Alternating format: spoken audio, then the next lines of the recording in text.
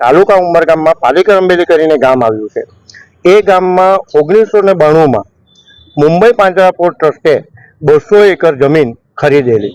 હવે એ જમીનમાં ગવર્મેન્ટે જે તે સમયે એ લોકોને 63 ગણી પરવાનગીના માટે પરવાનગી આપેલી, પણ ગવર્મેન્ટે તપાસ કરતાં એ પરવાનગીનું કોઈ પાલન થયેલ નથી, જેથી 84C હેઠળની કાર્યવાહી સરકારે કરેલી।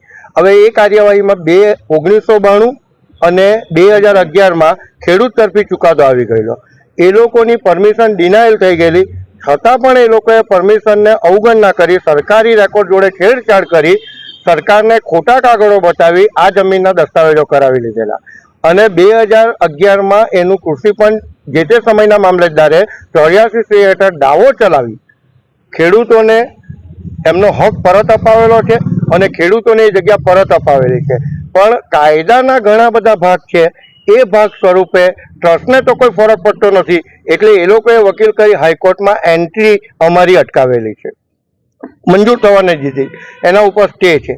પરંતુ જે સરકાર જોડે ટ્રસ્ટે ખોટા કાગળો રજૂ કરી આ ખોટી રીતે દસ્તાવેજો કરાવેલ, એ બાબતે આજ રોજ મહેરબાન વલસાડ કલેક્ટરને અમે લોકોએ એક આવેદનપત્ર આપ્યું છે કે ફોજદારી પગલાં એ લોકો ઉપર કેમ ન ભરવા, કારણ કે એ લોકોએ આ 420 કરેલી છે, પરમિશન રદ થઈ ગયા હોવા છતાં પણ એ લોકોએ આ દસ્તાવેજ કરાવેલા છે।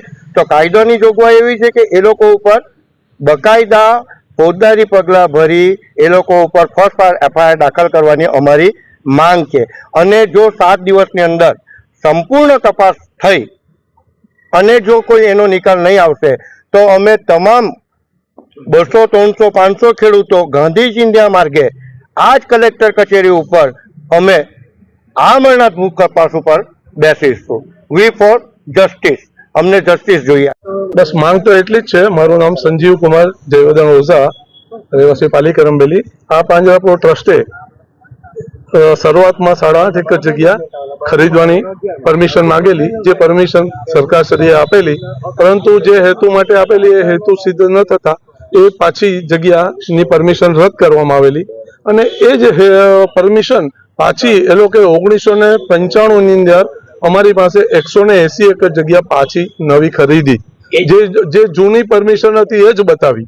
એટલે આ એક છેતરપિંડી કરી ખેડૂતો જોડે અને સરકાર જોડે, બંને જોડે છેતરપિંડી કરેલી છે।